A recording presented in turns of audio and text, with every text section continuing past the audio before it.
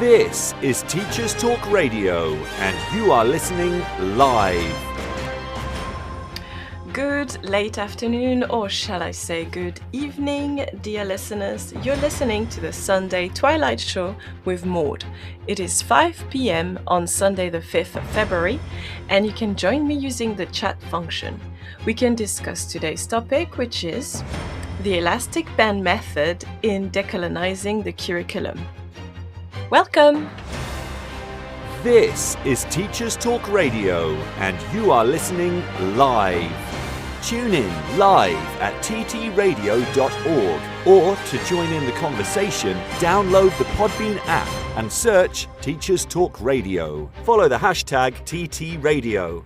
Tune in, talk it out with Teachers Talk Radio.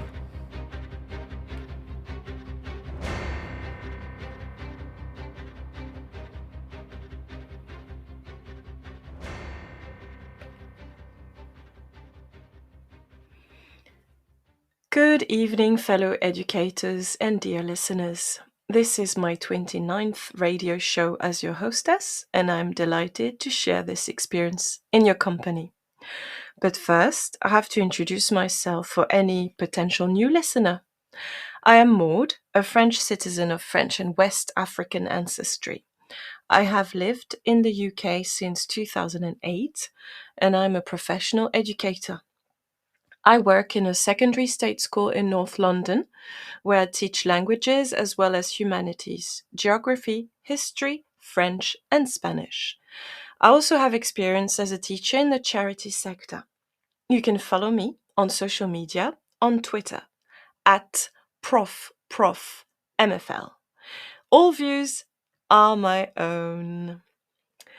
Today, I want to focus on a topic that is extremely important to me as a human being, as an educator, and as a parent. And this informs most of my lesson planning and my daily working life. The podcast will be on the topic of the elastic band method in decolonizing the curriculum. This is mostly relevant to language teachers in the English-speaking world and beyond, to people who are interested in eradicating racism, to French speakers and French teachers and Francophiles, and the curious and savvy. So once more, you can interact with me via the chat function, or if you prefer using Twitter, at ProfMFL. So first, I have to say that I've been working on decolonizing the curriculum for 2 years. Oh, I would say 3 now, because we're in 2023, aren't we? And I've been invited over the weekend to speak at a conference, the Linguiscope conference, which happened in Shoreditch in London on Saturday, the 4th of February. I was invited. I wasn't the only speaker. There was Hannah White, who talked about how to successfully support EAL pupils, so children who have English as an additional language. There was Sharon Barnes, who wanted to talk about being inclusive in a multicultural school. She's a professional secondary school teacher in Bristol. There was Sadie Thompson, who was talking about checking your privilege and bridging the gap for a more inclusive classroom. And finally, myself, talking about a method I have developed, the elastic band method, which is focusing on introducing positive role models in language teaching. So, it wasn't the first time I presented with the Linguiscope company. I have done webinars before on the Huguenots when I talked about diversity and migration. I did webinar on decolonizing the curriculum back in the first lockdown in July 2020. I did a few show and tell webinars about linguistic activities, and now I've done the elastic band method. So this is what we're going to focus on today. But first, I need to develop the concept of decolonizing the curriculum, because you might not all be familiar with this concept. Decolonizing the curriculum means that we need to look at the society we live in, the world we live in, and we need to see if we have some assumptions or bias in the way we see the world. We need to question the impact of our history, And when I mean history, I mean slavery, I mean colonization, and I mean decolonization. We need to question its impact on our economy, our urbanistic s- societies, and our cultural representations. And once we have noticed that the society we live in is not fully decolonized, we need to try and decolonize it. And to do so, we need to make sure that we teach our children to not have these biases and these assumptions. And we need to do so by giving them a curriculum that is decolonized. So we need to look at our pedagogy and how we teach. And finally, we also need to promote people who are obviously from ethnic minorities. So in English, we call them the BAME. Um, and we have many, many different acronyms, but it's people who are usually not white and yet live in a majority of countries where being white and Caucasian is the majority. This is quite important to talk about decolonizing, and I think the concept is getting traction in the media and it's having a very positive impact. I just heard the news today that the Trevelyan family, which is a very old wealthy family that owned Wallington, which was a country estate in Northumberland. They had owned the country estate for 150 years before they donated it to the National Trust in the 1940s.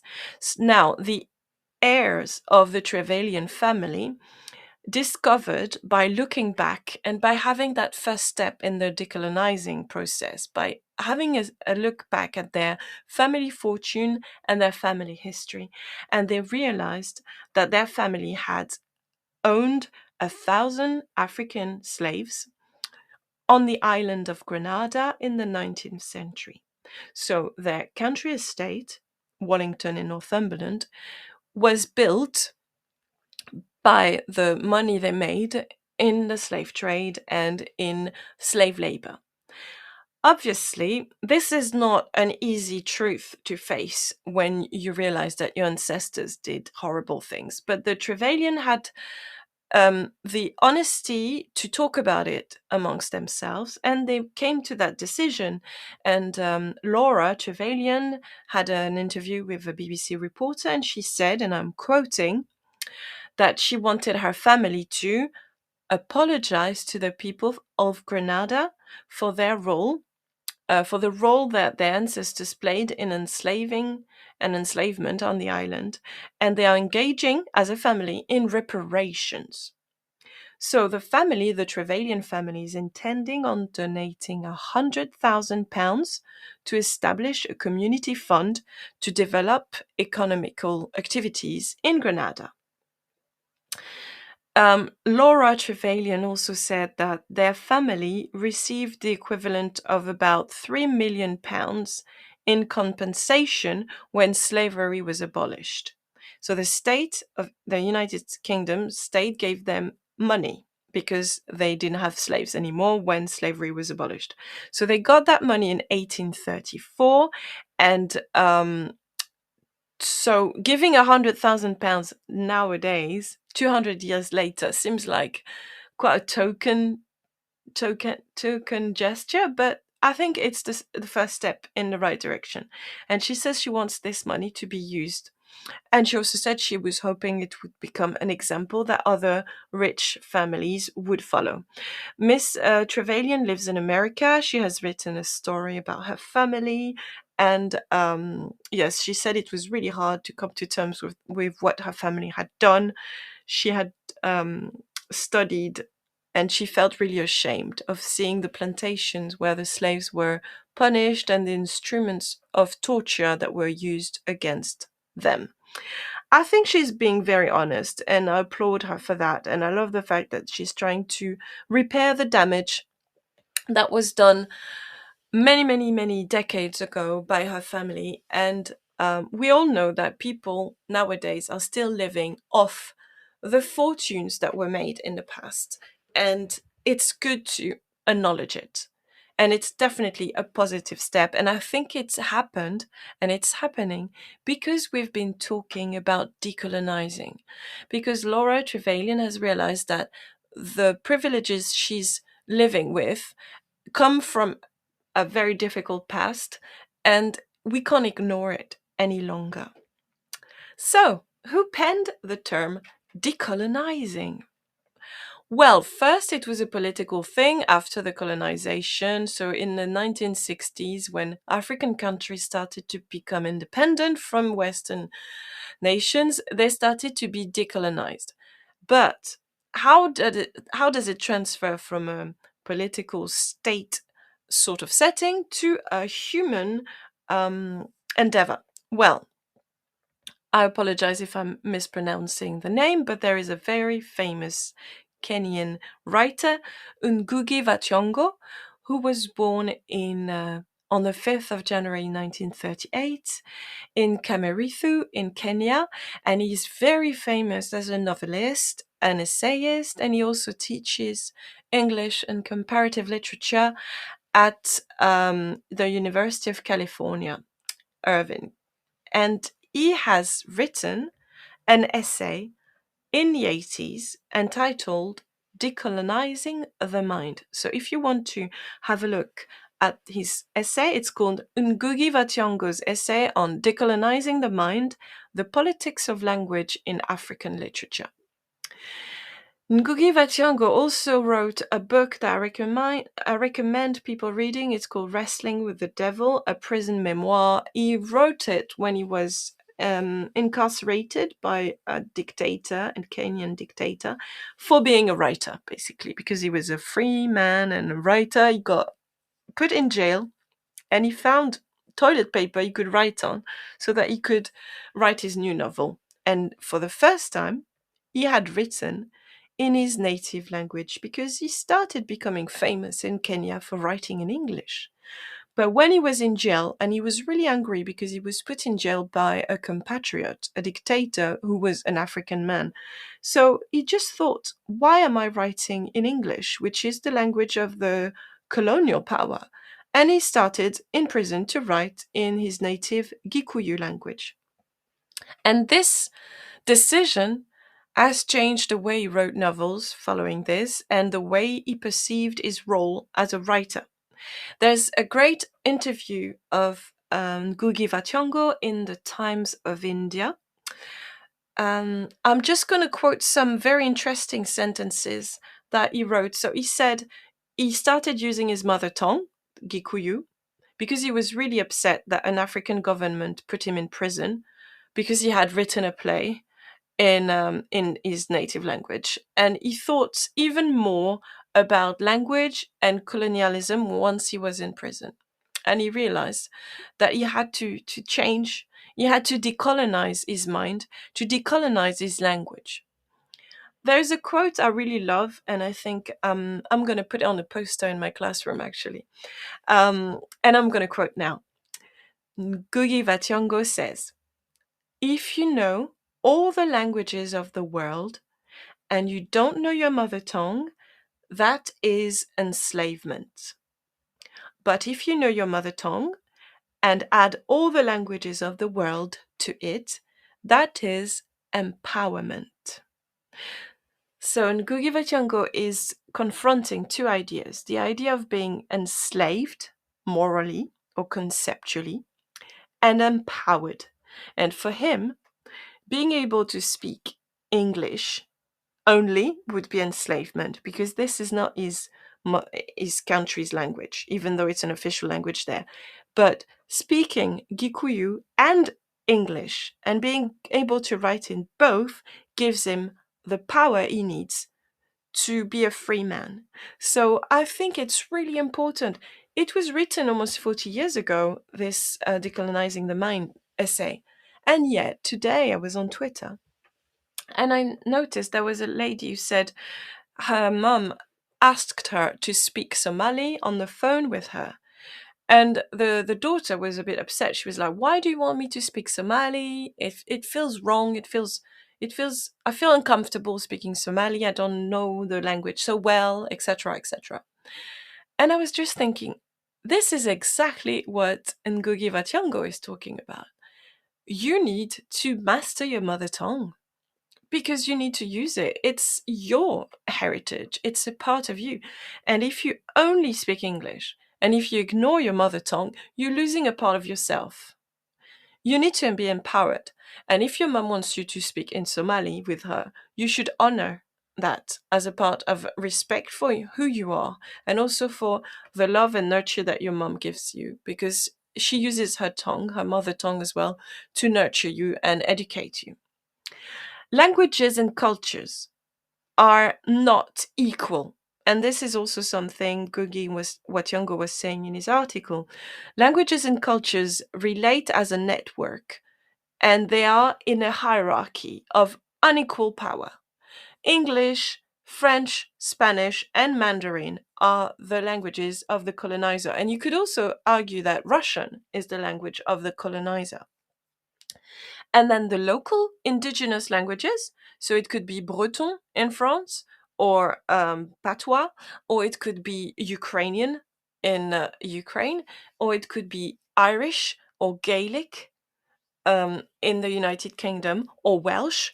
These languages have had a really tough time, and there has been many efforts to eradicate them.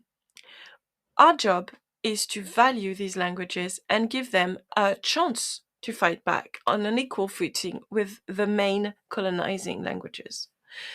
And I think it's a very important thing to think about. There is a hierarchy in economics, but also in languages. So, how does this apply to my own experience as a language teacher? Well, I am very much aware that French is the language I'm teaching, and French is the language of the colonizer. Because remember, France was one of the biggest colonial empire, as well as Portugal, Spain, and England. And now I could argue that Russia is also a colonial empire, and a colonial empire that is still trying to colonize other people's countries. So I'm teaching French, which is the language of the colonizer. And I have to face difficult conversation because I have students from Morocco or from Algeria and Tunisia. And some of my Algerian students are really, really reluctant to learn French, even though they speak it at home sometimes with their family. They see French as a language that was imposed and that represents a time when their country was subjugated and disrespected. So I'm coming with my lessons on hobbies and holidays and French cuisine, and I need to acknowledge that pain because it's still really raw and it's still sore. And we do not yet in France face our colonial past enough. We don't teach the Algerian wars of independence, and we do not elect representatives who are from ethnic minorities. I'll give you the example of Christiane Taubira, who wanted to try and be nominated for the French presidential election, and she didn't get enough signatures from mayors because she is, let's be honest, a black woman. So we have to face that difficult colonial past in France, and we're not doing so well. Now, in England, I see that we're further in the process. First, you've had prime ministers who are from ethnic minorities. We haven't had that in France. We haven't had a female president as well either. So I would say that England is more advanced in its conversation within itself and within its past. But now, how do I present a lesson that is inclusive for my students who have been victims of France's colonial past? Well, I try my best by using a decolonized curriculum. And this method I'm going to develop in your company today, which is the elastic band method. But I started in 2020 on that journey. I decolonized my worldview and my practices. What I learned at school and at high school and at university was very politically influenced. It was presented as the norm, and yet it was definitely a political choice. My worldview always put on a pedestal white, middle aged, middle class, educated men coming from Europe. And this excluded extreme numbers of women and also many, many people from ethnic minorities. So, in order to decolonize my worldview, I started looking into feminist history, as history of women, history of ideas, and history of female writers. And it took a long time to challenge all these assumptions. Now, I am very wary of how we do a decolonized curriculum because I do not think we should just abandon all that knowledge that was obviously provided by white middle class middle aged men. I think we need to know that knowledge. We need to just keep it as our own, make it our own, but we shouldn't stop there. And this is where the image of the elastic band is useful because when you pull at an elastic band, it stretches and then it can really almost double inside. So this is in size. This is what I really want to do with my students. I want to stretch their minds, add more elasticity to their thinking, and I want them to know all the useful knowledge they need to be citizens in this world. They need to be educated, they need to be able to gather to understand the society they live in, and for that they need to know history and the history of culture, and they need to know about what happened in the past in order to effect change in the future. This is a debate which has culture at its center.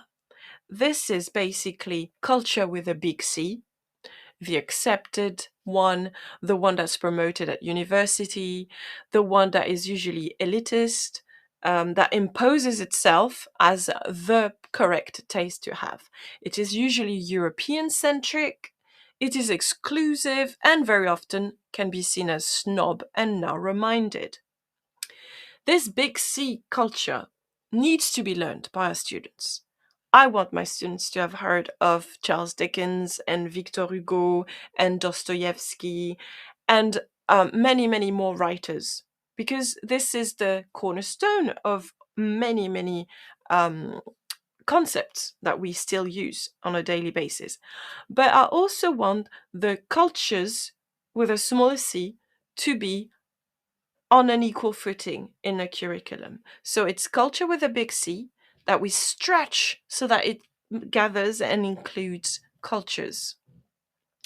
We have to stretch our knowledge so that it becomes universal and inclusive.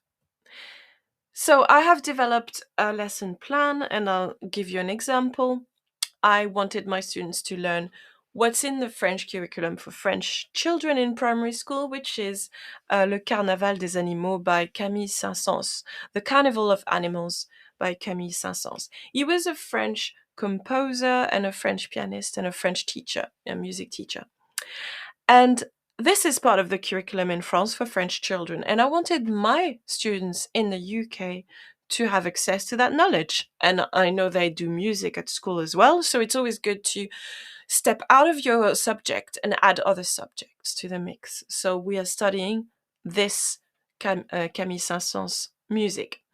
But I also want them to know about other people who might have very different profile and background and yet have a very deep connection with Saint-Saëns music. And I'm thinking of Anna Pavlova, and you might know of her because she was a Russian ballerina. But I don't want to stay there with these very, respected artists. I want to also include people who are still alive nowadays and are still working and are still being artistic. So I want to introduce Yo-Yo Ma to my students. Yo-Yo Ma being a Chinese French American cellist who is still an amazing artist playing all over the world.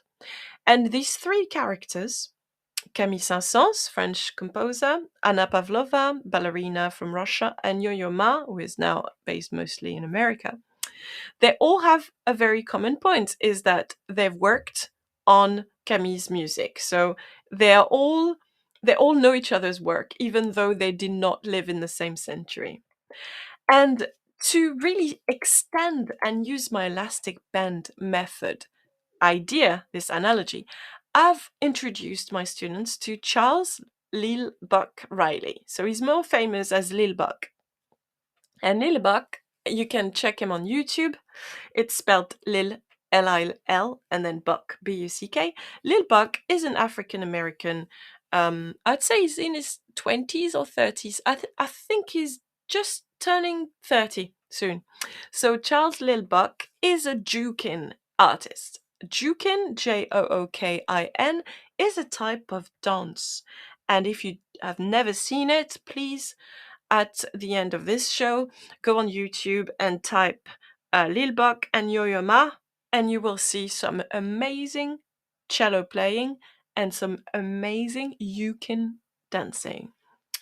So these four people are very different. If you saw pictures of them, obviously one is a Black African American, one is Chinese, one was Russian, and one was French. So very different looks, very different life histories, and very different backgrounds. And yet they're all extremely passionate artists. So I did a whole lesson planning, including all the things I have to cover to justify my work. I did the numbers, the dates, the birthdays. I did physical appearance, description. I did job, the feminine and masculine of jobs and professions. I made my students work on it and different ending for adjectives. The whole shebang if you want to teach French in a very dogmatic and curriculum focused way. But I also wanted my students to see the connection between these humans. Yes, you can teach a lot of linguistics. You can teach antonyms, verbs and tenses, gender with the feminine and masculine endings. You can teach time markers with adverbs such as in the old times, tomorrow, nowadays. You can do all that with these very interesting people. But you can also stretch it so that we reach universal knowledge. You can ask the students to do a collage where they select different illustrations. So a collage for Anna Pavlova would represent, of course, her swan costume. She's the lady who invented the swan choreography. Her ballerina shoes. She had a very arched foot, and she's the one who introduced these instrument of torture devices that are ballerina points. And you could add the meringue pavlova pudding, which was named in her honor by an Australian cook or chef. So you could ask your students to do a collage as homework. And I guess for the Yo-Yo Ma collage, it would be a musical score, French, American, and Chinese flag, a cello, and maybe a plane, because Yo-Yo Ma is always traveling around the world to play in many different locations. Now, if you ask your students to do a collage for Lil Buck, that would be a bit different. There would be an American flag. There would be maybe the flag of the state of Illinois. There might be trainers, because I know he wears a lot of trainers, and very colorful urban street style of clothing. And a collage about Camille Saint-Saëns would have the statue, the Eiffel Tower for sure, because he was a Parisian. There would be maybe the Opéra Garnier, because he played, he had his music played, and maybe a picture of his house, a picture of a piano, and himself. So you could do lots of visual work with your students about these artists. But then you can extend and use the elastic band method to ask your students, what do they have in common, these artists? Because they're from different nations, they have different skin color, they have different gender, and yet art, beauty, music, discipline, excellence, traveling, and globalization puts them in a common ground. They are artists who work in search of beauty. So, as I said, if you want to deal with culture with a big C and cultures, and maybe indigenous cultures or street urban cultures, you can use these wonderful artists, because from a middle-aged, middle-class white French male composer, you reach a white Russian ballerina, a female dancer, and then you go to a Chinese American classical cellist, all the way to an African American Jukin dancer from Illinois. And these people have worked together. Even if some are dead and some are still alive, they have worked on the same music. So I would sincerely advise you to go on YouTube whenever you can and watch Yo-Yo Ma, Lil Buck, The Swan Song. And then maybe The Swan Song with Lil Buck and another Russian ballerina. And then you can see how we can reach out, how we can expand our knowledge and share it by having the elastic band method used in lesson planning. And maybe you can take some time now to go on YouTube and check that lovely, beautiful song. And then we can go back after the news. But in the meantime, let's hear the news. This show is brought to you in partnership with John Catt Educational, a leading publisher of books, directories, educational guides and magazines specifically aimed at forward-thinking schools in the UK and beyond. Have you checked out their latest releases? Don't miss out! Visit johncattbookshop.com to explore their full range of titles and advance your own professional development today. Happy reading! This is Teachers Talk Radio, and this is Teachers Talk Radio News.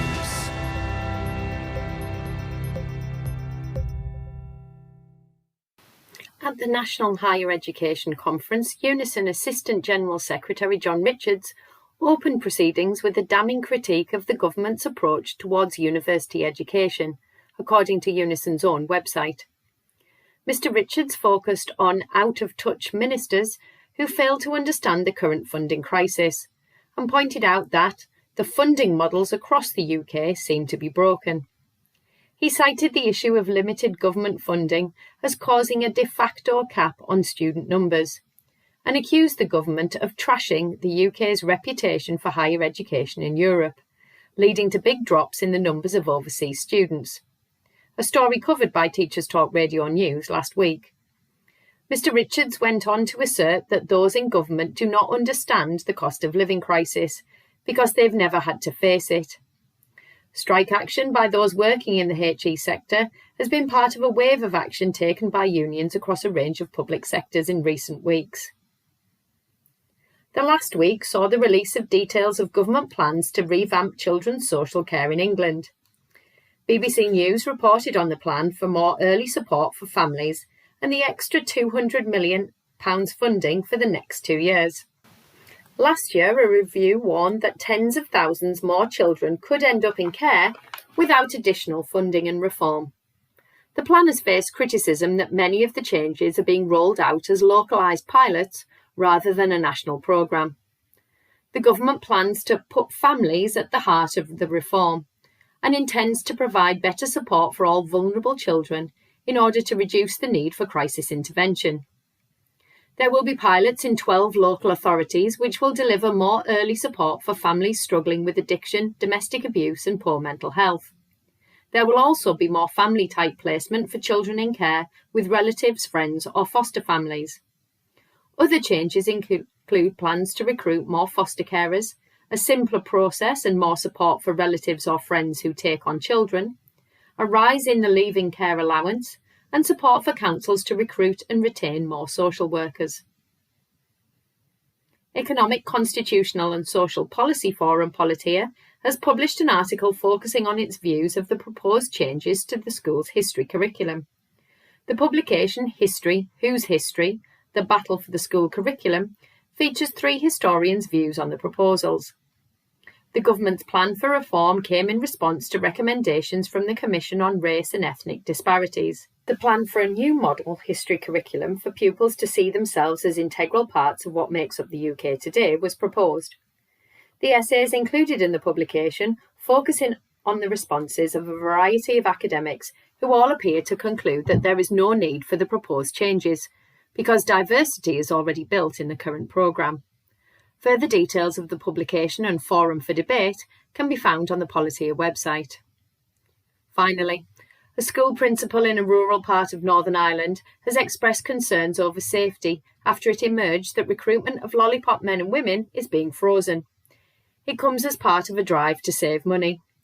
The current power-sharing deadlock in Stormont meant no budget could be agreed and significant cuts needed to be made. The principal of a rural primary school, Donna Winters, told the BBC that until recently there had been consistent crossing patrol staff that have been vital in making sure pupils can cross roads safely, but that they have not had staff since December. The school has had to resort to employing a patrol staff member directly and, when they are absent, teaching and support staff have to fill in. Ms Winters went on to point out that safety was not an area where cuts should be made. This has been your Teachers Talk Radio News with Joe Fox. This is 2 Minute Tech with Steve Woods, your tech briefing on Teachers Talk Radio. Hello, it's Safer Internet Week, with the official day being on the 7th of February. This year, the UK Safer Internet Centre focuses on Want to Talk About It, making space for conversation online. They've got loads of educational resources on the website saferinternet.org.uk, banded into 3 to 7, 7 to 11, 11 to 14 and 14 to 18 years of age. They are even translated into Welsh and have adapted resources for SEND and ALD. So, they have pretty much covered all bases. You need to take a look. But why do we need to get our young people talking about this? Well, let me try and give you an idea in one breath. With an estimated 5.16 billion people using the internet, that's 64.4% of the world's population. It's estimated that around 500,000 predators pose a threat to young people daily, with the main target being 12 to 15-year-old children. With a quick search of statistics from the internet, I found supposedly 1 in 25 children will be manipulated in some way this year, and 80% of predatory behaviour will be through social media. This coupled with only 15% of parents actually knowing what their children are doing online makes this an issue which definitely needs to be talked about with our young people. To get some perspective on this, every 60 seconds TikTok users watch over 167 million videos. Data never sleeps. We need to know how to stay safe because the sheer volume of data means it cannot effectively be policed. Please send your thoughts amongst the 575,000 other posts every 60 seconds on Twitter at TT Radio Official. I'm Steve Woods, and that was 2 Minute Tech. 2 Minute Tech with Steve Woods, your tech briefing on Teachers Talk Radio. All right, I hope you enjoyed the news, and you might have had the chance to look at that video of Yo-Yo Ma and Lil Buck for the Swan Dance. It's an amazing video, and it shows how art can be seen as something a bit old-fashioned and something that just doesn't really appeal to the younger generation. And then comes along another dancer, Lil Buck, with his new style, juking, and then a song just comes to life in a different way. I think this is what we are here for as humans, working together, working as teams, discovering new ways of having creative moments, and also just going in search for beauty. So this is what I do with my elastic band method. I try to go from what's classically accepted to other ways of doing cultural things or other pieces of knowledge. It establishes a solid general knowledge. I want my students to be aware of classical history or classical music, forms of art and paintings and sculptures. I want to encourage and nurture an enthusiasm for learning, but also want to expose them to various art forms. And I want to expand their vision of the world so that they understand that not just what's accepted in museum or what's promoted at university is valuable, but even local art produced in their community is just as important. So what is the next step for educators and parents? Who are we going to introduce to our children and our students if we want to decolonize their mind and the society we live in? Well, we do need to find role models. And this is a very difficult thing to do because role models are human beings, and human beings' behavior is rather unpredictable. Most role models are seen as people engaged in positive and constructive actions, and what they do can be something that we transfer to our own life and that we admire. So, what is a positive role model for students? Well, we usually agree that it has to be a positive role model who makes healthy lifestyle choices, a positive role model who shows respect to others, even in challenging situations. And also, many adults have several interests, and it's important for role models to be curious and sometimes show that you don't have to focus on just one aspect of life. You can have many, many things you're interested in. So, diversity of choice. And fourthly, a good role model is someone who will encourage children to be more respectful, to exercise more, to be healthy, to be thoughtful, and to care more. So, it will encourage students and children to provide support and partnership with others. Now, is it possible to find a role model who fits these four big criteria? Hmm, it is difficult. And remember, some role models of our times would be considered as mostly toxic now. So it is really hard to find a perfect role model.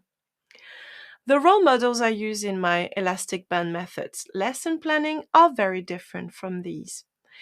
And they do not fit these requirements. They're not always making healthy lifestyle choices. They're not always showing respect to others. They might be quite obsessed in one field and disregard other aspects of life. And my role models might not so much encourage children to exercise or be active, but they might encourage them to fight against a system. So, why would I select these role models? And would that be a good thing for my students? You might be entitled to say and ask. And yes, you're right. So, I'm going to talk about the role models I want to teach to my students. My role models are selected because they tried their best. And very often they had difficult circumstances, or I should even say, terrible circumstances of life. The role models I choose to present to my students were really passionate people, and sometimes a bit laser focused on just what they believed was their passion or their duty. And I think this is what makes them special. My role models are usually people who challenge authority, question the established way, and question the norms and sometimes reject them very strongly.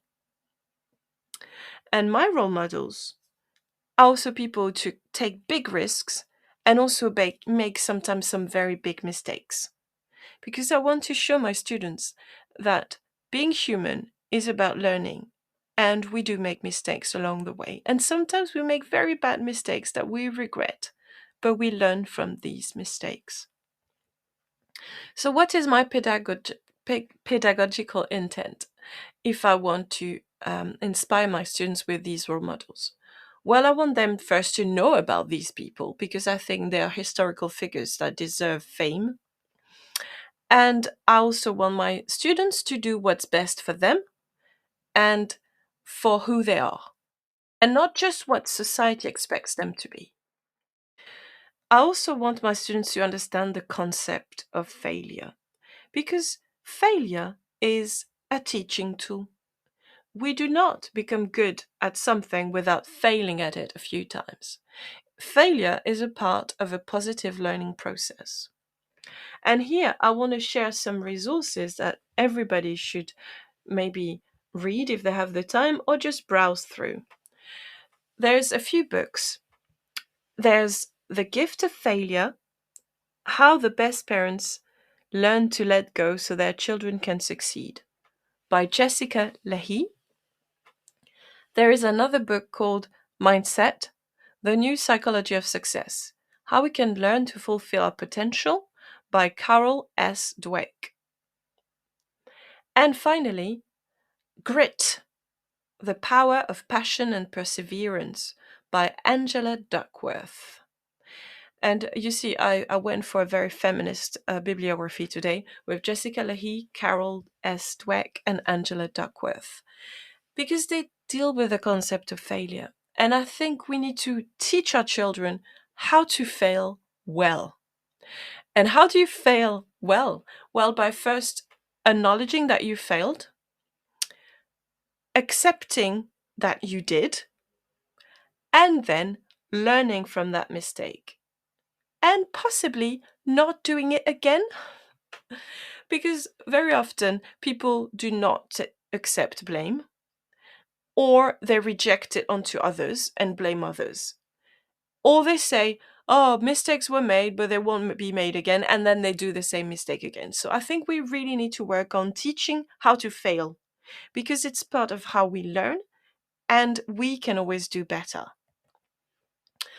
Now, my decolonizing the curriculum idea comes from a deep-seated desire to improve the classroom, to make it more diverse and more inclusive. I would like to attain that diversity and that inclusivity via a revolutionization of codes and morals. I also strive at questioning the orthodoxy. I think we should always question institutions. What is their purpose? How do they operate? Are they transparent in how they proceed? And are they serving the interest of the people? Unless you can answer positively to these four aspects of an institution, maybe we shouldn't trust these institutions. I also want to attain diversity and inclusivity by embracing differences, celebrating them, and respecting them. I also want to attain diversity and inclusivity by being able to make mistakes. Too often, particularly on social media, some people are vilified when they say something that some other people find offensive. If you don't make mistake, you can't learn. You might say something that is deemed incorrect, but then you need to be told why it is incorrect, and you need to be given the time and the space to realize it. Scapegoating people, having hate campaigns against people is counterproductive, and it's not inclusive, and it's not a universal endeavor we should follow. I would like to attain diversity and inclusivity in my classrooms by allowing my students to be themselves and to be unique. We don't have to follow the same rules. We don't have to be in the same mold. Some people are going to end up at university. Some people might not. Some people might start working after their GCSEs, and that's fine, as long as they're true to who they are and they are content with the decisions they make, and they're allowed to make their own mistakes as well. I would also like to attain diversity and inclusivity by collaborating with people and not competing against them. I know it's a very Western concept, competition. This is the cornerstone of the capitalistic system we live in, and I have lots of difficulties agreeing with it. I think we do not achieve our best when we compete with one another. I think we achieve our best when we collaborate, when we all bring our little stone to the building in order to build the building together. So, you're going to be saying, so what are your role models that you bring to the students in your classroom? Well, they might not be very famous, so I'm going to quote a few of them, and my aim after a few years in that job would be that everybody would know who they are. So, for the French speakers, I would like all the students to know who Solitude is. Solitude was born, we think, in 1772, and she died in 1802. Solitude was a slave, an African-American slave in the West Indies, and she rebelled against the French army, and she led a rebellion, an uprising. And for To punish her, Solitude was imprisoned. She was pregnant, so she was giving a respite time until she gave birth, and the day after she gave birth, she was hanged. Solitude was a woman who took arms against the French institutions, such as the army, and she was brave, and she risked her life for her freedom. I think she's a hell of a kick-ass heroine, and we should have a film made about her. My other positive role model is Josephine Baker, who is more famous. She was a political, cultural figure. She was a spy for the Allies against the Nazis, and she was also the first African American international pop star. She was born in 1921 and died in 1975.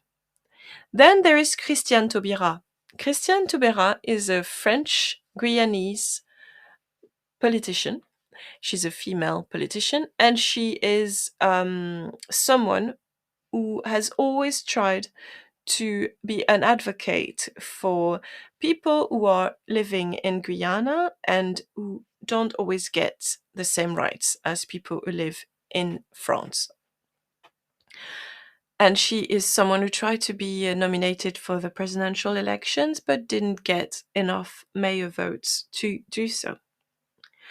Then there is another very famous Black African figure, Leopold Sédar Senghor, who was first Senegalese president after decolonization. He was born in 1906 and died in 2001. He was married to a French lady, so they had a biracial couple marriage. Then there is Éric Tabarly, who was a French sailor, and he married a woman from the West Indies, a black woman, and they had a child together. And sadly, he passed at sea, like sadly most sailors do. He was born in 1931 and died in 1998. And then, as finally for the Spanish speakers, Rigoberta Menchú, who is an activist, and she was born in 1959. She's still working to protect the rights of native indigenous people in South America. Everybody knows Omar Sy. He's a very successful Senegalese French actor, and he's living in the United States. And then also someone who doesn't need an introduction, Stromae, the Belgium singer. So all these role models are the people I want to promote in my classroom. Because too often, what I see in resources that I'm offered to use is a focus on Paris, on the bias about France, the elegance, the fashion, the love capital, the c'est chic, and je ne sais quoi about the French culture. And too often we focus on the beauty of architecture. We have the La Tour Eiffel, the Château de Versailles, la Pyramide du Louvre, and we forget that France was an empire and France was a colonial empire. And we focus on the glamorous side and we ignore the gritty, dark, tragic side of French history. So when I do a lesson on linguistics for my students in case 3, aged from 11 to 14, I want them to think about French history and that it leads to a reflection on colonization. I think it is really important for French students, so the ones who study French, to know that Louis XIV was obviously the Sun King. He was very famous and very rich, and he loved taxing his people in order to build beautiful palaces. But he's also someone who had the Black Code written, which is a list of rules that a slave owner has to follow and a list of punishments that a slave owner is allowed to use against slaves. It's not just a glamorous Louis XIV man with all his mistresses that we should talk about or that we should make films about. We should show the dark side. And if you teach colonial France history, French history, you will end up talking about these beautiful sandy beaches in the West Indies and the beautiful colonial architecture there. But you have to talk about the boats that brought the slaves from Africa to the West Indies, and you will end up talking about the Black African people who rebelled, such as Solitude, and the tragic fate that awaited them. It was an extremely violent time, and it was felt in the flesh of the people who were enslaved. It is important to teach words for students to be able to express their feelings and their opinions on this side of French history. I want my students to be able to use other terms, not just magnifique, merveilleux, fantastique. I want them to be able to say dégradant, injuste, criminel, inhumain, effroyable. I want them to be able to express their rage at the history that we are teaching them. The 25th of March is the International Day commemorating victims of slavery. And I think it's about time this becomes a very important date in the school calendar, where we acknowledge the suffering of millions of people. And can I just remind you that it's not just African people were enslaved, and there are still many slaves, maybe even more now in numbers than during the height of the triangular economic system at the height of the African slavery times. I think French teachers should celebrate La Mulâtresse Solitude, this rebel who organized the resistance and fought the French army. But it's also important to know about Claire, who was born in 1700 and died in 1752, and who was a free woman. She ran away from the plantation in Guyane and started living as a free woman, and the way she was treated when she was caught is that she was assassinated. It's important to teach about these female role models, these female rebels who did not accept the fate that society gave them. I want my students to know about these women and to know and describe them as courageous, independent, brave, intelligent, and sometimes also violent, but free. I also think if we use the elastic band method in decolonizing the curriculum, we need to make sure that our students have all the cards in their games. Too often, I see very difficult concepts taught to students who are still not yet equipped with basic skills. We talk to them about literature, we ask them to analyze texts, and yet they are still struggling with reading out loud. We talk to the students about GDP and geography and economics and growth and development, and yet we don't teach them the names of all the countries and the capitals. It feels like we are not doing the groundwork, the working on the foundation before we start piling up the levels of building. So whenever I teach something about someone in French lessons, I always show where they're from on a map. Children need to visualize distances and localization because too often their vision of the world is just reduced to the area they live in. Not many students can afford to travel. They do not even visit some places in their city. We as teachers need to extend their knowledge of the world. And this is an important thing to do with maps and geography. I want students to be able to realize that there is 7,000 kilometers separating Paris and La Guyane. And yet decisions made in Paris by the King Louis XIV had an impact on the flesh and the bones and the blood and the bodies of women who lived in Guyane 7,000 kilometers away. Same thing between Paris and Guadeloupe. It's 6,400 kilometers. If you're interested in learning more about La Mulâtresse Solitude and the uprising against the French state, there was a novel written in 1972 by a man called André Schwarzbart, and he dedicated the novel to solitude. There is also a comic book that you could ask your librarian to purchase for your school. If you want to have a male role model who has started an uprising against the French army, you have Louis Delgrès. He was an officer and in the French army. He was a black man, and when Napoleon reestablished slavery after the French Revolution, Louis Delgrès was outraged. So he gathered his men and he fought against the French army.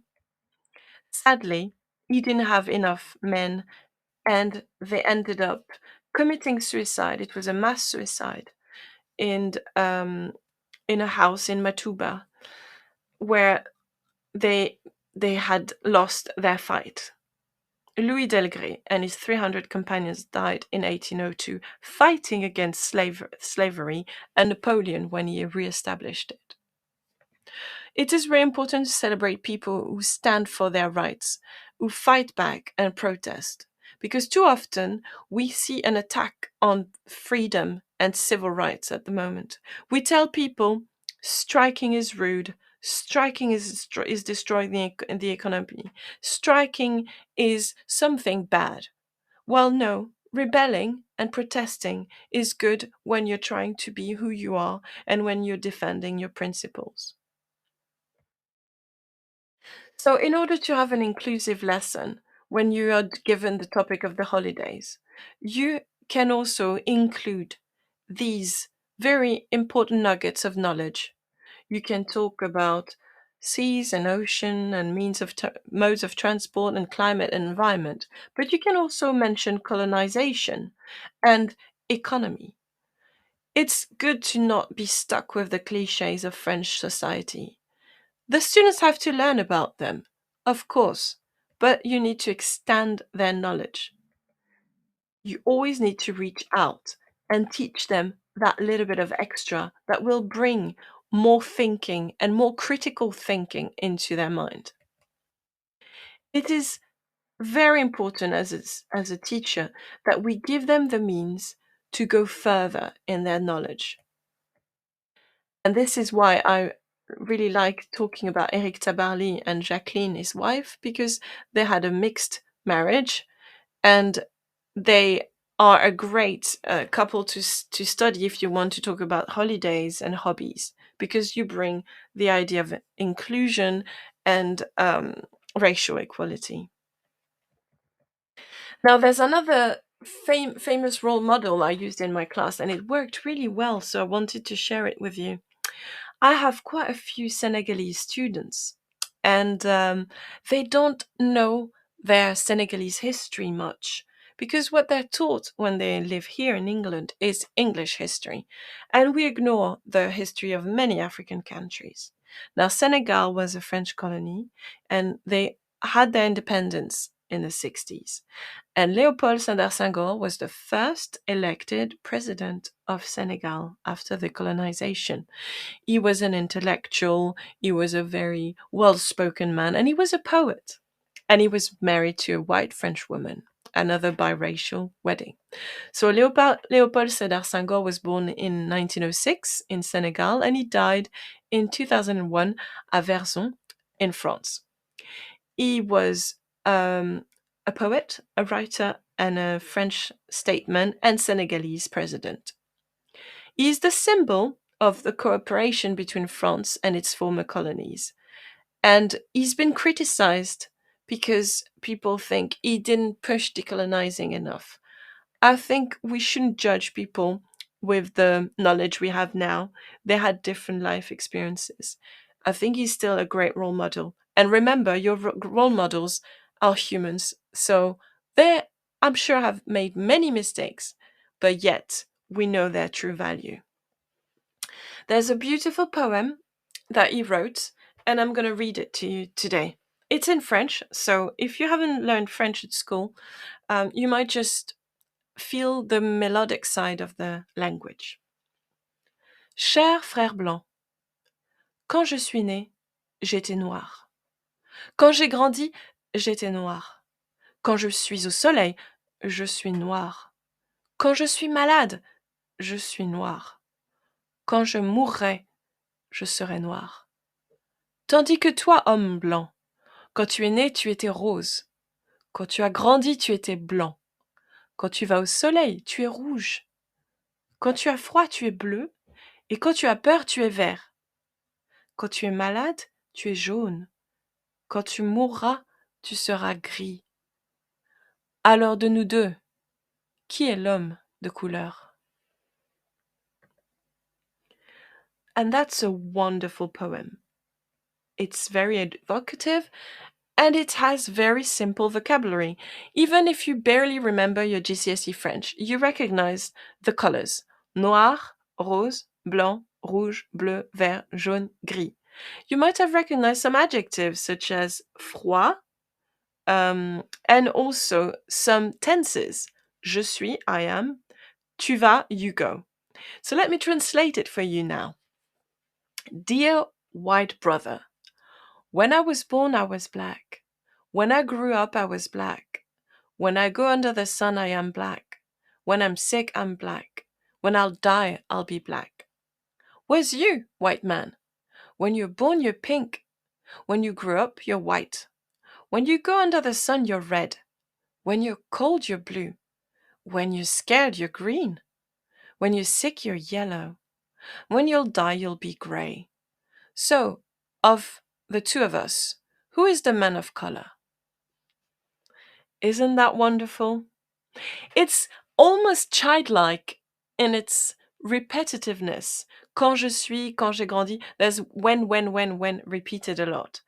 And yet, I think it's appealing to the idea of time. When are we gonna stop looking at skin color? And when are we gonna be just one human being? It's a wonderful poem. I read it and I studied it with my year 11. There was one student who was Senegalese, and she told me I had never heard of him. And I think it's a tragedy that we all know about Martin Luther King, but we don't know about Léopold Sédar Senghor, whereas our students are Senegalese, and it's just sad that we only focus on some role models and we forget there's so many more. So what's next? Well, after decolonizing my lesson planning, I also look around my space and I try to decolonize my classroom. But first, I think we're gonna have a little breather and listen to the news. This show is brought to you in partnership with John Catt Educational, a leading publisher of books, directories, educational guides and magazines specifically aimed at forward-thinking schools in the UK and beyond. Have you checked out their latest releases? Don't miss out! Visit johncattbookshop.com to explore their full range of titles and advance your own professional development today. Happy reading!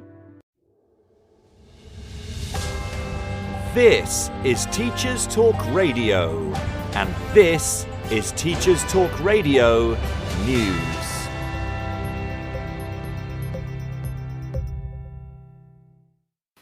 At the National Higher Education Conference, Unison Assistant General Secretary John Richards opened proceedings with a damning critique of the government's approach towards university education, according to Unison's own website. Mr. Richards focused on out-of-touch ministers who fail to understand the current funding crisis and pointed out that the funding models across the UK seem to be broken. He cited the issue of limited government funding as causing a de facto cap on student numbers and accused the government of trashing the UK's reputation for higher education in Europe, leading to big drops in the numbers of overseas students. A story covered by Teachers Talk Radio News last week. Mr. Richards went on to assert that those in government do not understand the cost of living crisis because they've never had to face it. Strike action by those working in the HE sector has been part of a wave of action taken by unions across a range of public sectors in recent weeks.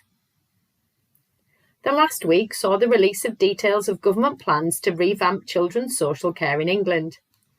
BBC News reported on the plan for more early support for families and the extra £200 million funding for the next 2 years. Last year, a review warned that tens of thousands more children could end up in care without additional funding and reform. The plan has faced criticism that many of the changes are being rolled out as localised pilots rather than a national programme. The government plans to put families at the heart of the reform and intends to provide better support for all vulnerable children in order to reduce the need for crisis intervention. There will be pilots in 12 local authorities which will deliver more early support for families struggling with addiction, domestic abuse and poor mental health. There will also be more family-type placement for children in care with relatives, friends or foster families. Other changes include plans to recruit more foster carers, a simpler process and more support for relatives or friends who take on children, a rise in the leaving care allowance, and support for councils to recruit and retain more social workers. Economic, Constitutional and Social Policy Forum Politia has published an article focusing on its views of the proposed changes to the school's history curriculum. The publication, History, Whose History? The Battle for the School Curriculum, features 3 historians' views on the proposals. The government's plan for reform came in response to recommendations from the Commission on Race and Ethnic Disparities. The plan for a new model history curriculum for pupils to see themselves as integral parts of what makes up the UK today was proposed. The essays included in the publication focusing on the responses of a variety of academics who all appear to conclude that there is no need for the proposed changes, because diversity is already built in the current programme. Further details of the publication and forum for debate can be found on the Politia website. Finally, a school principal in a rural part of Northern Ireland has expressed concerns over safety after it emerged that recruitment of lollipop men and women is being frozen. It comes as part of a drive to save money. The current power-sharing deadlock in Stormont meant no budget could be agreed and significant cuts needed to be made. The principal of a rural primary school, Donna Winters, told the BBC that until recently there had been consistent crossing patrol staff that have been vital in making sure pupils can cross roads safely, but that they have not had staff since December. The school has had to resort to employing a patrol staff member directly and, when they are absent, teaching and support staff have to fill in. Ms Winters went on to point out that safety was not an area where cuts should be made. This has been your Teachers Talk Radio News with Jo Fox. And we're back after the news. So, as I was saying earlier, in order to decolonize our lesson planning, we can use that elastic band method I developed. But it doesn't stop there. We need to decolonize our space. So what can you do? And yes, we can all do our share. Well, it's going to happen very soon. There's the International Day of Languages in February. So please ask your students to bring their favorite recipe. There is a great book called The Immigrant Cookbook. You could ask each child who has a family member from another country, or if you don't have a big EAL community, English as an additional language community, because you live in an area that's quite white British, for instance, you could ask each child to bring their favorite recipe. They write the recipe in very simple English, and then they take a picture of them having cooked or having baked their favorite dish. You compile it in the little cookbook, and then you can either sell it via the school or try to fundraise in order to promote the recipes. So it's ideally better if everyone can have a recipe from a different country, but it doesn't matter. It's the intention that counts. You just need a very simple template with your school logo, name of the child, the country the dish is from, maybe the flag, a picture of them having baked it, the list of ingredients, utensils, and then a very quick description as well as the cooking time added. If you want to involve other families who have different languages, you can ask them to record themselves reading their favorite book. Obviously, a small child storybook. It could be Handa's Surprise, which I know is translated in many languages, from Mandarin to Hebrew. You could also choose a Baby Owl in different languages.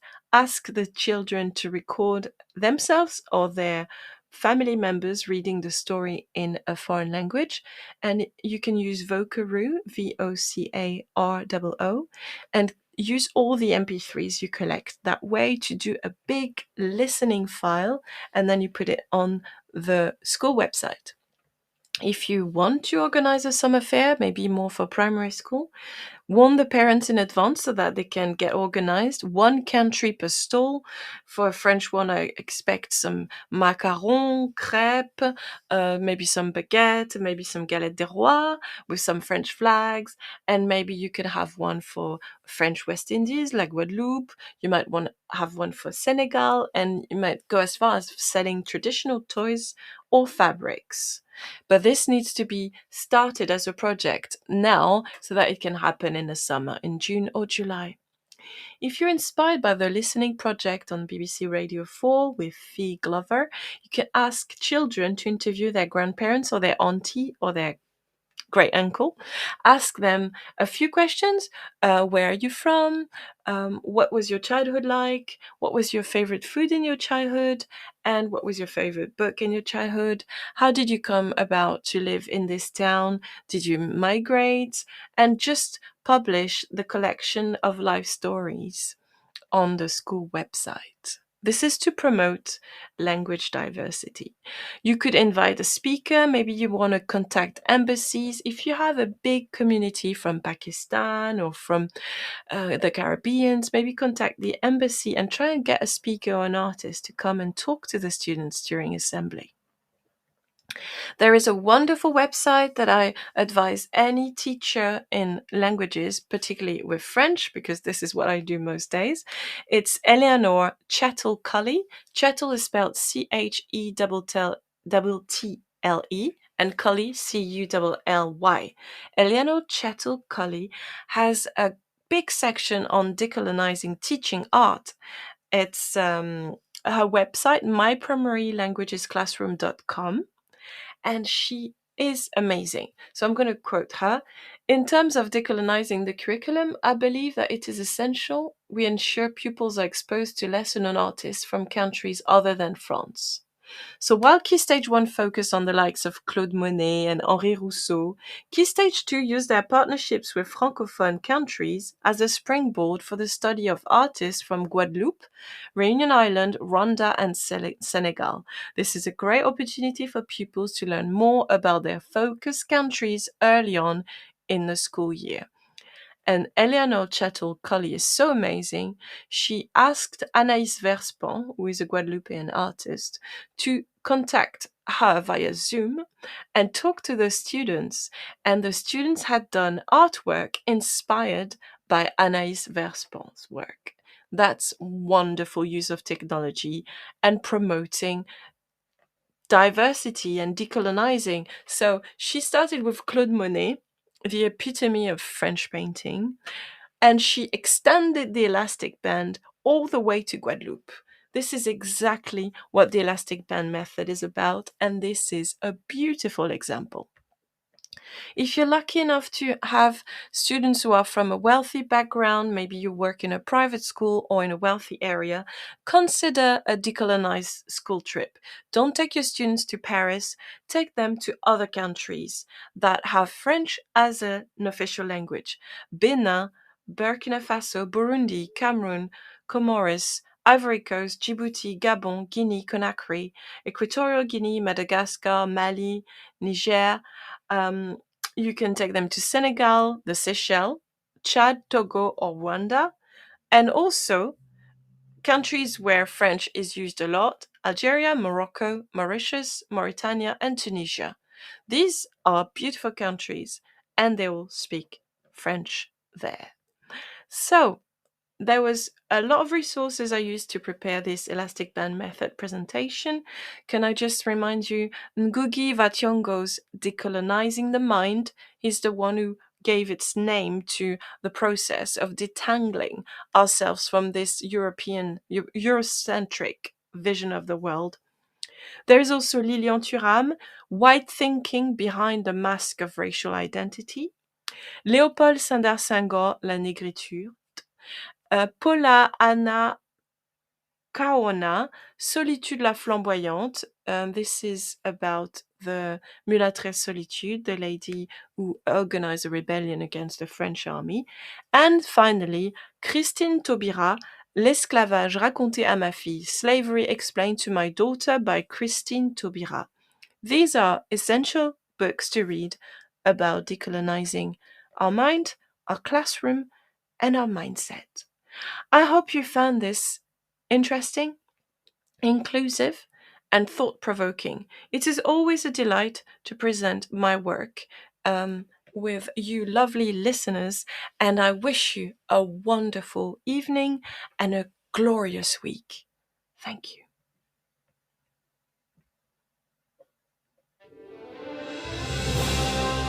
You've been listening to Teachers Talk Radio. Tune in live and listen back at ttradio.org. We look forward to hearing from you next time on Teachers Talk Radio.